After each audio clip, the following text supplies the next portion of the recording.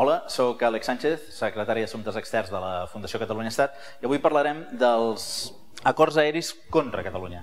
El contra és la part important, perquè Espanya ha signat durant molts anys acords aeris a nivell mundial, però és que n'ha signat molts que van en contra de Catalunya, en contra dels interessos comercials, dels interessos de la gent del país.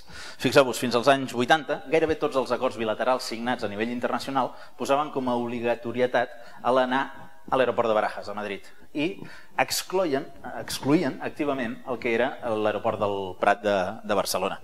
Espanya té signats més de 80 acords bilaterals, 21 dels quals prohibeixen volar directament de Barcelona cap a fora i de fora cap a Barcelona.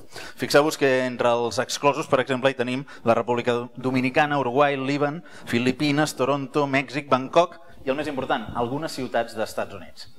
Hem tingut una sort. Pel fet de ser europeus, Europa va liberalitzar l'espai, els vols intercontinentals, i ara ja podem volar amb una certa facilitat cap a Estats Units. Però ens hem tirat que fins als anys 2000 no hem pogut volar lliurement cap a Estats Units si no passàvem per Madrid.